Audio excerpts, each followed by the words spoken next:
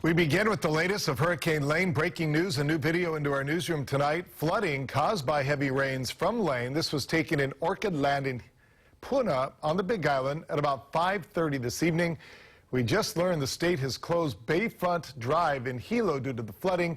Traffic is being rerouted through town, and officials are keeping a very close eye and monitoring the storm and the impacts there. It continues to be, does Lane, a Category 4 hurricane about 260 miles south of Kailua Kona.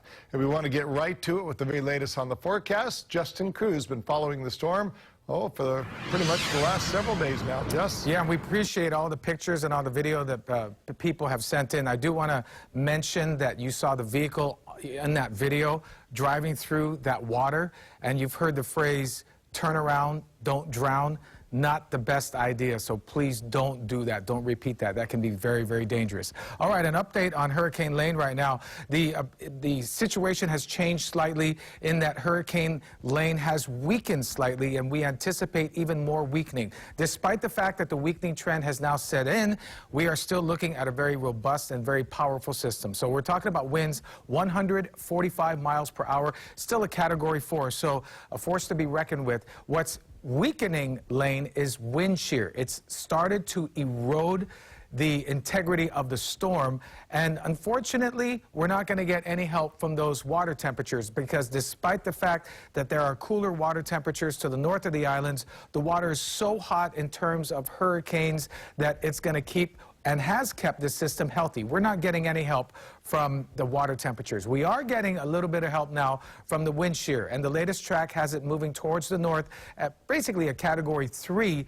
west of the Big Island, and then arcing and making a sharp turn to the west as a Category 2 or 1. Now, there's a few factors in place here. In order for this sharp turn to the west to happen, there must be significant weakening, because the storm system gets decoupled from the upper levels of the atmosphere. The upper levels go in one direction with the wind shear, and the lower levels get picked up by the trades, and the trade winds should steer the system to the west, but we don't know when this exactly is going to happen. Best case scenario, it happens to the south. That keeps the threat farther away from Oahu and Kauai. If it happens later on in time, then we could be looking at a closer point of approach to Oahu as well as Kauai. Also notice that the Big Island and Maui are not in the cone of uncertainty. We do have 4 main Hawaiian islands, Lanai, Molokai, Oahu, and Kauai, that are still in that cone of uncertainty, and all that means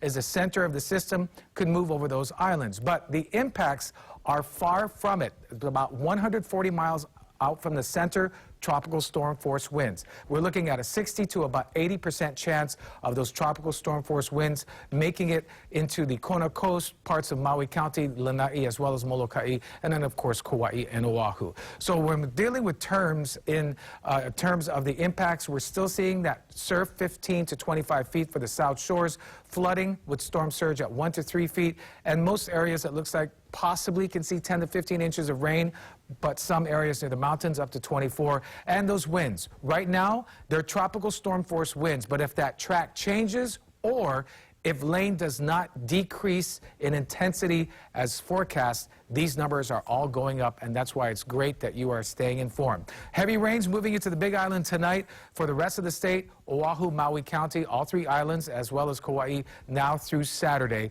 And let's take a look at the radar, because yes, we are seeing rain bands move through. Most of the shower activity and the heavy rains have been over the Big Island, where there is a flash flood warning. Again, Bayside Drive is closed right now, and there's saturated ground, so it's not going to take much rain as the heavier rains start to move through to cause that flooding. And of course, for Maui Island, which is under a flood advisory where the rains have not been intense, but definitely a wet situation as the showers move through the rest of Maui County, including the island of Lanai and Molokai. That's the latest. Howard? All right, Just, thank you very much. There's been a lot going on, including more from the Big Island. In fact, we got some other video this afternoon we're going to show in a minute, but first, Just, let's get to a little bit of a Q&A here. This next update coming up at 11 o'clock, based on what we've been seeing, and obviously I don't expect you to know, but do you expect to see a continuing breakup or slowdown or falling apart of the storm just based on what we've seen? Yes, I do. And let's take, for example, the fact that we're going to see a continuation of the slowdown of the system. Nothing is there to indicate that it will actually speed up.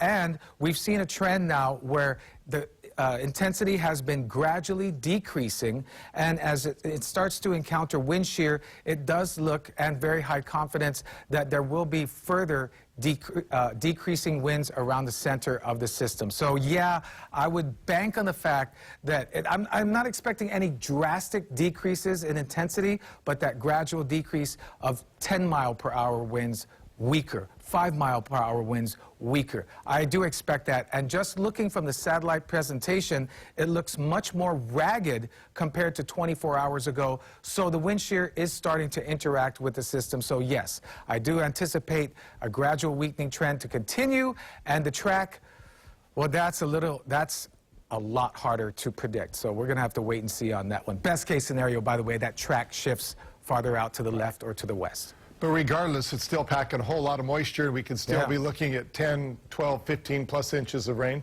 Yeah, exactly. You know, let's take theoretically, if the entire cone were to shift to the west of the state and none of the islands were in that cone of uncertainty, we're still going to see the heavy rains. We're still going to see the storm surge, the surf, those indirect impacts, or even direct impacts from the system just being so close to the island. So, for example, right now, the Big Island is not in the cone of uncertainty, yet there's a flash flood warning for the Big Island. That's what I mean, where we can't concentrate on the cone because the impacts go out in terms of the wind, 140 miles out from the center.